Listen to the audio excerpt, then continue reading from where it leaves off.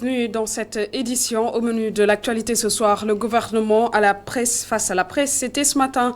Dans un contexte de hausse des prix, le ministre des Finances annonce de grandes mesures pour la stabilisation des prix sur le marché. Le ministère de l'Éducation parle de son côté de compromis historiques avec les syndicats d'enseignants pour sauver l'année scolaire. Le compte-rendu de ce traditionnel face-à-face avec la presse à suivre dans ce journal. Céréales locales, la Confédération nationale des employeurs du Sénégal plaide pour la réforme du décret 79 sur le mil. Objectif, adopter un nouveau décret plus adapté et proposer des incitations permettant aux farines des céréales locales d'être compétitives par rapport à la farine de blé. Affaire Bara Dolly, le ministre de la Justice annonce des poursuites selon les lois en vigueur dans ce pays. Dans une déclaration, le ministre de la Justice a condamné des propos jugés désobligeants à l'endroit de la plus haute autorité de la République. Cheikh Abdou Bara Dolly vient d'ailleurs d'être placé sous mandat de dépôt par le doyen des juges. Et puis, fenêtre biennale, l'art contemplé à la Cour suprême dans la 14e édition de Dakar. L'art et la justice ont bien des points communs selon des artistes qui ont exposé à la Cour suprême. Un reportage à suivre en fin d'édition avec Mamadou Dian dans Fenêtre biennale.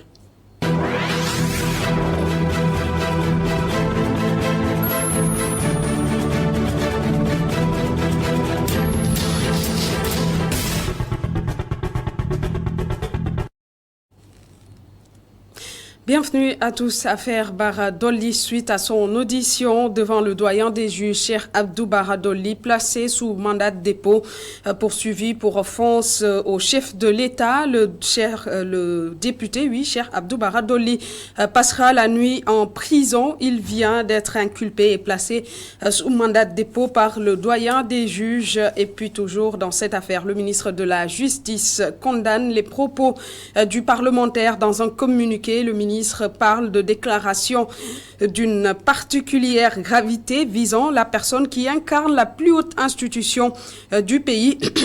Malick Sall, le ministre de la Justice, souligne avoir donné des instructions au ministère public pour que Cheikh Abdou Bara Dolly, l'auteur de ces propos jugés désobligeants, soit poursuivi. Parlons à présent de l'arrestation de rebelles lors de la manifestation de la coalition Yewwi Askan Wi. Le ministre des collectivités territoriales et porte-parole du gouvernement confirme cette information. Il met en garde ceux qui, dit-il, cherchent à déstabiliser le pays. Selon lui, l'État prendra toutes ses responsabilités et les dispositions pour protéger les citoyens et leurs biens. Omar Gueye assure que la justice fera son travail sur cette affaire. Écoutons. Des rebelles qui ont été arrêtés, la réponse est oui. C'est la vérité.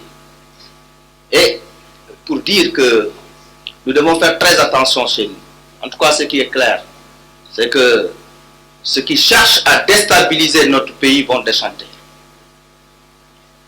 Le président Macky Sall avec son gouvernement prendront toutes les dispositions pour la sécurisation des personnes et des biens. Que ceux qui tentent cela vraiment déchantent très rapidement. Et il faudrait donc se rendre compte que effectivement, lors des dernières manifestations, il y a eu des rebelles qui ont été arrêtés. Maintenant, la justice va faire son travail par rapport à cette situation. Et sur la hausse des prix, le gouvernement, face à la presse ce matin, annonce avoir pris d'importantes mesures pour garantir la stabilité des prix dans le marché. L'assurance est du ministre des Finances. Et pendant ce temps, son collègue de l'Éducation nationale, lui, parle de mesures historiques prises lors des négociations avec les syndicats d'enseignants du programme Réundaouni, en passant par la gestion des inondations. D'importantes mesures sont annoncées par le gouvernement aujourd'hui. Le compte-rendu est signé Mamadou Sy. La hausse des prix des denrées alimentaires s'est invitée au face-à-face du gouvernement avec la presse. Le ministre des Finances et du Budget assure que l'État est en train de tout mettre en œuvre pour stabiliser les prix. Le gouvernement continuera à subventionner les prix pour soulager les ménages. 500 milliards attendus pour ce qui concerne exclusivement l'énergie. Bien évidemment, en plus de cela, comme je l'ai rappelé, les 157 milliards de soutien au niveau des prix donc des denrées de première nécessité, c'est le blé, le sucre, l'huile et le riz. Ce qui est fait à ce niveau pour encore continuer donc à maintenir les prix et de façon à donc accompagner les ménages sénégalais. Dans le secteur de l'éducation, l'on parle d'accords historiques et inédits. Tous les corps ont été pris en compte dans le cadre de la révalorisation des indemnités, dit le ministre de l'Éducation nationale. L'objectif est de créer un climat de stabilité. C'est inédit et c'est historique. Et le président de la République a dit, réglons définitivement cette question parce que je veux un climat apaisé dans le système. Mais il n'y a pas un enseignant qui n'a pas eu son indemnité. Si l'instituteur, il a ses indemnités, si le professeur contractuel, il l'a. Donc 64 805, c'est le nombre de jeunes et femmes recrutés dans le cadre du programme Xeyundaouni. Des efforts sont en train d'être faits pour atteindre les 65 000 emplois annoncés par l'État. Des pôles emploi sont en train d'être installés un peu partout. À date, sur les 65 000 emplois qui étaient prévus, nous sommes exactement à 64 805 jeunes, femmes et garçons recrutés sur l'ensemble du territoire. Ces recrutements ont été sur l'ensemble des départements du Sénégal. Sur un engagement total de 412 348, 151 009 jeunes ont un contrat de travail au moment où nous parlons ou un financement. Dans le cadre de la lutte contre les inondations, le gouvernement estime avoir pris les devants. Des systèmes de pompage et d'évacuation rapide de l'eau seront installés. Le plan d'urgence va être aussi finalisé. La deuxième phase qui est en train de se mettre en œuvre, je pense que vous avez suivi la visite du ministre de l'eau et de l'assainissement, où ils sont en train de faire des travaux pour compléter cette phase d'urgence, avec toujours en appoint un système de pompage qui permettra d'évacuer les eaux. L'éducation, les tensions sur le marché national et international, l'emploi des jeunes, la question de la gestion des inondations, autant de questions qui ont été abordées lors du face-à-face du gouvernement avec la presse. Des assurances ont été données pour satisfaire la population dans les secteurs concernés. Et dans l'actualité politique, la coalition Art Sénégal s'est réunie pour adopter son contrat politique de législature et la signature de sa charte. Un contrat axé sur 14 réformes et plusieurs engagements, dont le changement du fonctionnement parlementaire, la réforme de la gouvernance foncière et du système éducatif, entre autres. Le compte-rendu est signé à Midiouf. Pour une Assemblée nationale de rupture, la coalition Art Sénégal s'engage. 14 réformes sont proposées pour garantir le succès de la 14e législature.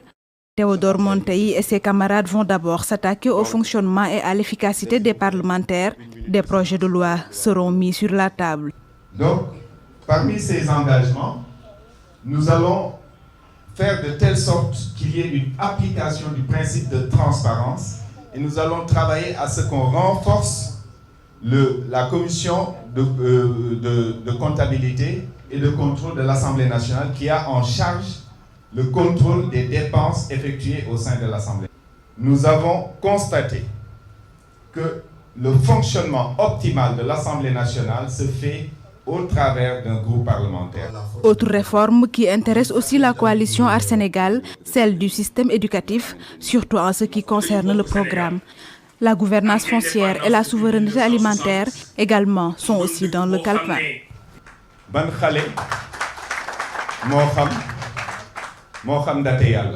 Notre programme scolaire est à revoir. Le Sénégal ne raconte pas suffisamment son propre récit national. Nous devons procéder à une évaluation des politiques liées à l'enseignement. J'aborderai aussi la gouvernance foncière. Nos députés s'engagent à mettre fin à l'appropriation privative des terres communautaires. Le bail doit être la règle et le titre foncier l'exception.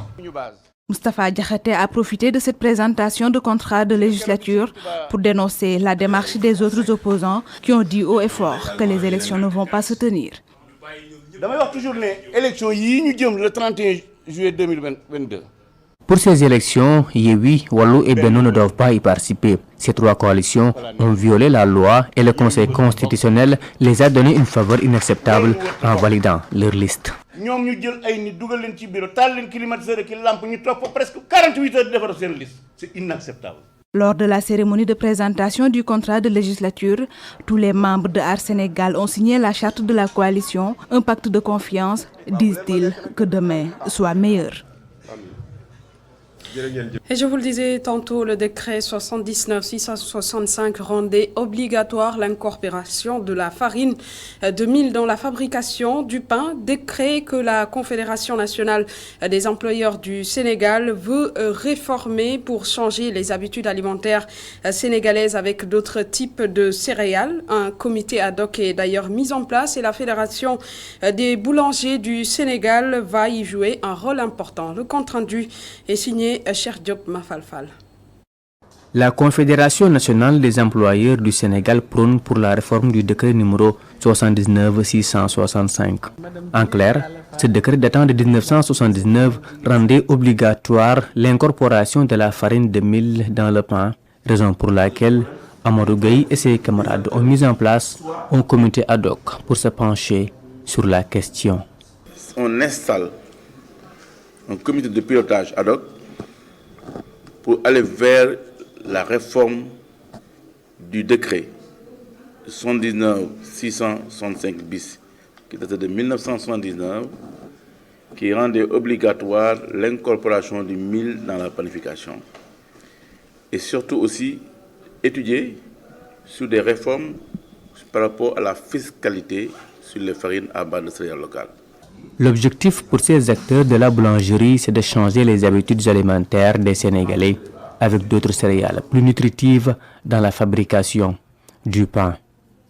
Mais l'intérêt, mais l'important, comme je dis tantôt, c'est la communication, c'est le changement. On va aller vers le changement d'habitudes alimentaires des consommateurs. Vous allez voir, nous avons fait tous les types de produits, même du pain sans gluten. Ça veut dire que du pain, il n'y a que le mil, le maïs, et surtout, on a mis un peu de nebedaï et de sorgho. Mais afin de réussir le pari de la mutation, une base juridique est d'abord nécessaire, mais également un soutien de l'État. L'intérêt aujourd'hui, c'est qu'avec cette réforme, qu'on puisse booster les autorités à mettre beaucoup plus de moyens sur la recherche pour non seulement donner beaucoup plus de surface de terre, pour qu'on puisse cultiver beaucoup plus de mil déjà, mais aussi pousser nos producteurs à changer d'habitude. La crise russo-ukrainienne a complètement perturbé l'approvisionnement du blé à travers le monde.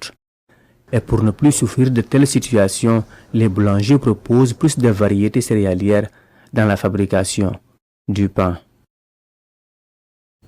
Et à quelques jours de la campagne de récolte du riz, le ministère du Commerce a réuni les acteurs de la filière pour réfléchir sur les conditions de mise en place d'une commission pour encadrer la subvention de l'État sur le riz paddy. Ainsi donc, l'État a débloqué une subvention de 3 milliards de francs CFA pour soutenir les prix aux producteurs. Les explications de la ministre du Commerce et des PME, Aminata Assom Diatta, au micro de Babacar Seck.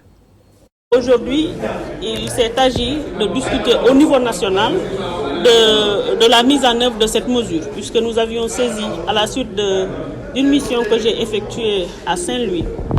J'avais demandé au gouverneur de la région de tenir une réunion de concertation avec les acteurs pour définir les modalités de mise en œuvre de cette décision du président de la République.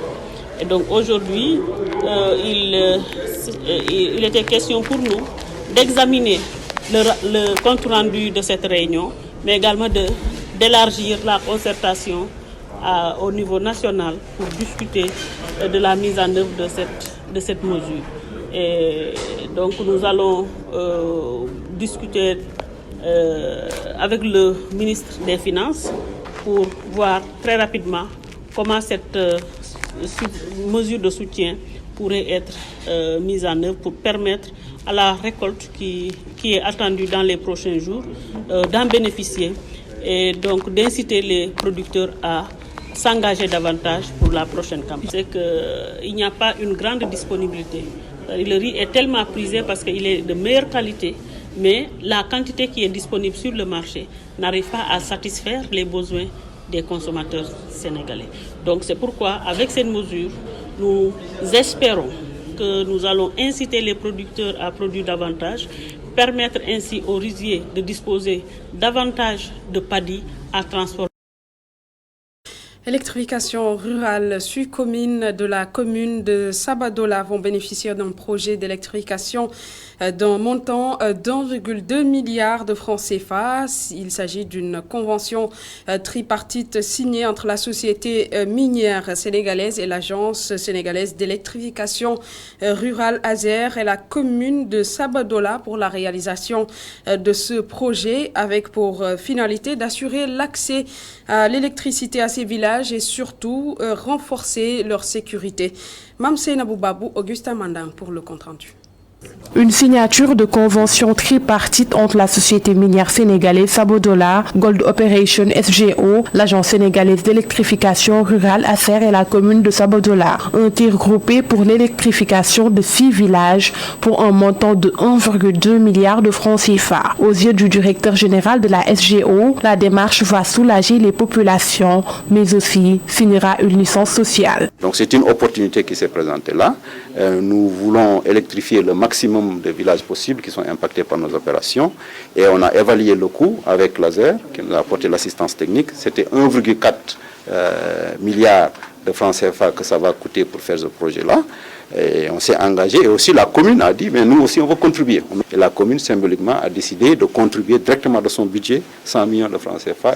Grâce à ce projet, d'ici 2025, au moins 65% des ménages des 6 villages bénéficieront d'un accès durable à l'électricité, mais aussi 50% des acteurs économiques pourront renforcer leurs activités et augmenter leurs revenus. Ce qui va changer, comme on a dit, l'électrification, c'est un accélérateur du développement économique et social. Donc, en permettant à ces populations d'accéder à l'électricité, nous leur donnons une chance de vivre la modernité, mais également de profiter de tous les bienfaits de l'électricité à travers les activités génératrices de revenus, mais également, le maire l'a rappelé tout à l'heure, un meilleur fonctionnement des structures sanitaires et sociales au niveau de la commune de Sabadola. En croire le maire de la commune de Sabadola, ce projet d'électrification va améliorer le niveau de vie des 6 villages bénéficiaires, développer des emplois et renforcer la sécurité de leur commune. Avec cette signature de convention, cela va régler beaucoup de problèmes, notamment dans le domaine de l'emploi, dans le domaine de la santé, dans le domaine de l'éducation, dans le domaine de la sécurité. Ça va régler beaucoup de problèmes. C'est pourquoi nous sommes impatients que ce courant arrive. L'objectif de ce projet est de renforcer les sources d'énergie et le niveau de couverture des besoins énergétiques des ménages des villages bénéficiaires. Et puis, pèlerinage marial de Popenguine, c'était le week-end dernier et la deuxième session ordinaire de l'année pastorale 2021-2022 a été l'occasion pour les évêques du Sénégal de tirer un bilan satisfaisant de ce dernier pèlerinage après 2 années de suspension due à la pandémie de Covid-19. Dans un contexte électoral tendu, les évêques ont appelé à la non-violence pour des élections apaisées. Les hommes d'église ont aussi réaffirmé leur opposition à l'homosexualité. Babacar Seck pour plus de précisions. Au lendemain du pèlerinage marial de Popenguine, les évêques du Sénégal ont tenu leur deuxième session ordinaire de l'année pastorale 2021-2022 au foyer de charité du Cap des Biches. Une occasion pour les évêques de revenir sur la recrudescence de la violence qui inquiète et pour réitérer la position de l'Église sur l'homosexualité. Attentifs à la situation sociale, économique et politique actuelle, les évêques ont exprimé leurs préoccupations devant le phénomène de la recrudescence de la violence dans le pays, la tension politique, les dérives remarquées dans les réseaux sociaux et les questions soulevées concernant l'homosexualité ces derniers temps. Les évêques réitèrent la position constante de l'Église au sujet de l'homosexualité. Ils ne portent pas un jugement sur les personnes. Ils sont pour le respect de l'intégrité physique des individus. Ils dénoncent toute initiative de vouloir légaliser l'homosexualité qui n'est pas conforme à nos valeurs traditionnelles encore moins à nos croyances religieuses chrétiennes. Les évêques du Sénégal exhortent la classe politique sénégalaise à privilégier le dialogue en vue des prochaines élections.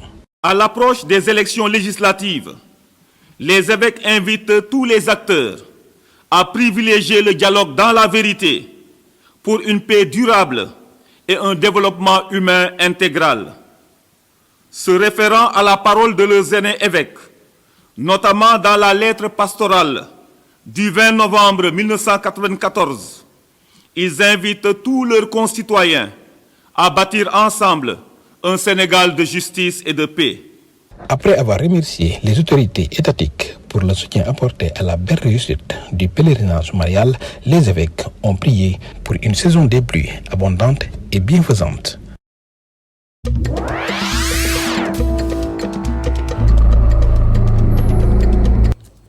Dans l'actualité ailleurs, les dernières informations sur le voyage du pape François en Afrique reporté.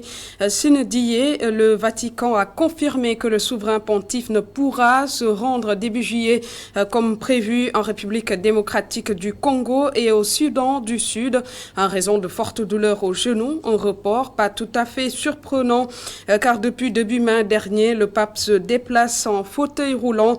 Le Vatican souligne qu'il souffre de gonalgie, d'une arthrose du genou particulièrement douloureuse. Aucune date n'est pour le moment fixée pour un nouveau voyage du pape en Afrique. L'actualité, c'est aussi en Afrique du Sud. C'est un nouvel épisode dans la lutte contre la corruption. En effet, le chef de l'État, Cyril Ramaphosa, a suspendu hier soir la médiatrice de la République, chargée par ailleurs de contrôler les agissements de l'exécutif et le bon usage de l'argent public. Et donc, sa mise en l'écart fait donc grand bruit en Afrique du Sud, car elle venait tout juste plutôt de lancer une enquête sur le président Cyril Ramaphosa, supervision ou plutôt enquête qui alimente de plus en plus dans l'opinion publique sud-africaine des rumeurs selon lesquelles le président sud-africain aurait des choses à se reprocher et chercherait plutôt à se débarrasser de Madame Anticorruption.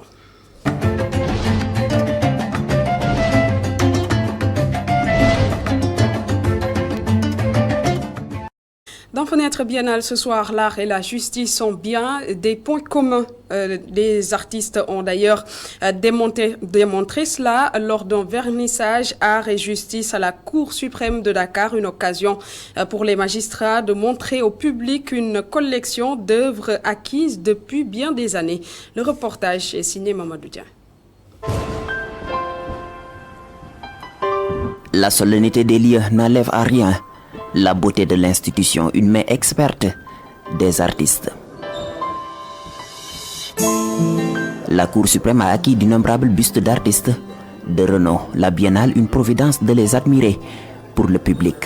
On a estimé utile de demander aux gens de venir voir ce qu'on a de très beau ici, au-delà même de notre fonction de rendre la justice, de voir que le bâtiment abrite de très belles choses sur lesquelles qu'on peut venir contempler. La justice et l'art ont cheminé ensemble depuis toujours. Ces deux domaines présentent des points communs. Le magistrat, tout comme l'artiste, appose sa signature, impliquant largement la conscience. Il n'y a que la conscience qui aujourd'hui qui peut nous rappeler à l'ordre. Parce que prendre une décision n'est pas facile. Parce que prendre une décision peut changer le cours de toute une vie. Donc il est important qu'avant de signer, c'est-à-dire que ce soit l'artiste, que ce soit le magistrat, l'avocat ou autre, qu'il ait des bases solides. Et le point commun qu'on a, parce que dans la juridiction, on dit entre le fond et la forme. C'est la même chose dans le cadre des arts plastiques, parce qu'il y a toujours une rivalité entre le fond et la forme. La Cour suprême, en héritant du bâtiment de l'ex-musée dynamique, a été la dépositaire des œuvres d'art qui sont là. Et donc dans ce cadre, on a pu estimer utile quand même de montrer au public que ces œuvres sont bien conservées et c'était l'occasion rêvée. La beauté peut être admirée partout. Ici, il est histoire de rendre justice tout en la contemplant. La beauté, c'est quelque chose de recherché. Vous voyez ce bâtiment, il est immense, il est bas, il est immense, il est majestueux. Mais s'il n'était pas beau, les gens ne viendraient pas le regarder. Et ce sont les créateurs, des artistes qui ont fait ce bâtiment. Donc, quelle que soit la majesté d'une œuvre, si elle n'est pas belle, on ne peut pas l'admirer. Entre la justice et l'art, c'est un mariage d'amour de longue date. Les magistrats et les artistes jettent le regard dans le passé, au milieu d'un vernissage, art et justice. Et justement, le Sénégal regorge d'artistes talentueux, méconnus du grand public. Des propos de Dr Cheikh Tidiane Gadio, vice-président à l'Assemblée nationale, et invité à ce vernissage. Il appelle à plus de considération envers les artistes. Dr Cheikh Tidiane Gadio, au micro de Mamadou Dia. La belle formule du regretté Hamidou Dia, le grand romancier, écrivain, poète, qui disait qu'au Sénégal et en Afrique, il y a beaucoup de Mozart assassinés. C'est-à-dire des talents immenses qui naissent et qui n'arrivent pas à atteindre le point de maturité. Beaucoup d'obstacles dans la vie, beaucoup d'obstacles que je ne dirais pas. Parfois, il y a des crocs en jambes, parfois il y a des politiques peut-être au plan culturel qui ne sont pas adéquates, des politiques de soutien. Mais il ne faut pas faire dans l'amertume, il faut célébrer les artistes. Il faut dire le meilleur qu'ils ont donné à ce pays et qu'ils peuvent encore donner à ce pays. Moi, j'ai toujours dit qu'on ne peut pas aimer l'art et ne pas aimer les artistes. Mais c'est comme si mettre les artistes dans de bonnes conditions, c'était quelque part gênant pour certaines personnes et je ne suis pas d'accord. Ces gens, on leur doit beaucoup. S'il n'y avait pas d'imaginaire en Afrique, d'imaginaire qu'on entretient par l'art, par la culture, peut-être que tous les Africains seraient morts, auraient péri depuis longtemps. Donc c'est notre force, c'est notre puissance. Nous devons montrer notre estime, notre admiration et notre amitié pour les artistes et les hommes et femmes de culture.